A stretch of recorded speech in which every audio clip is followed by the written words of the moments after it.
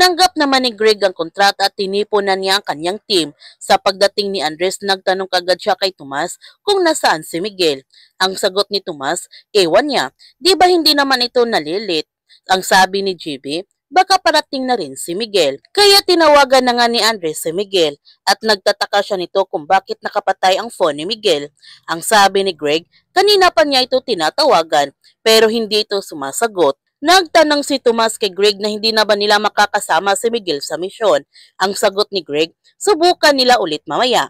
Baka sumagot na. Kaya nagsimula na nga sila sa briefing ng kanilang misyon. Ipinakilala ni Greg sa kanyang team si Kinji Lee, isang bihasang assassin. Ipinanganak sa China, nag-aral sa Pilipinas. Sobrang husay ni Kinji Lee at pinaghanap na ito hanggang ngayon. Pinatay ni Kinji Lee si Benicio Avila, ang tumatakbo sa pagkapangulo.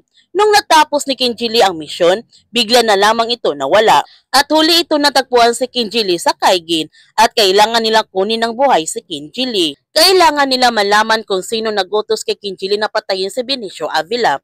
Ang sabi ni Andres, yun ay kung maiuwi nila ito ng buhay, kasama yung impormasyon na dala nito. Ang sabi ni JB, hindi lang isang killer ang makakatapat nila dito, siguradong malaking organisasyon ang nasa likuran nito. At tama nga ang hinala ni JB. May malaking organisasyon ang gustong pumatay ni Kinji Lee ngayon sa Kaigin dahil may malaki itong patong sa ulo. Nagfa-file na ng piyansa ang abogado ni Miguel dahil mahinang ebidensya nila laban kay Miguel.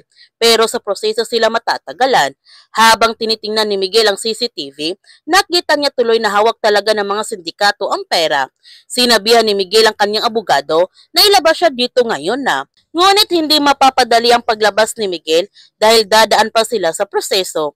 Kaya tinawagan ni Miguel si Greg upang humingi ng tulong nito upang mapabilis ang kanyang paglaya dahil nasa panganib ang kanyang pamilya ngayon. Gayunpaman, nagtataka si Tomas kung bakit hindi pa dumadating si Miguel at nasaan na ito ngayon. Na-miss na niya ito. Ano na ang nangyari sa kanya? Ang sabi ni Max, baka naman gusto lang ni Miguel mag-spend ng quality time sa anak niya. Ang sabi ni GB, kung ano man yon, sigurado may valid reason naman si Miguel.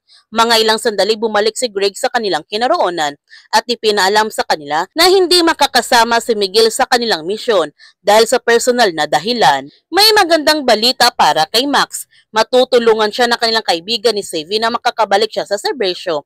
Pero kailangan maghanda ni Max dahil hahalungkatin nito ang lahat kasama yung pinagdaanan nila ni Savvy. Ngunit hindi natatakot si Max dahil wala naman siyang tinatago. Habang si Greg, humingi siya ng tulong kay General Mariano para mapabilis ang paglaya ni Miguel sa kulungan.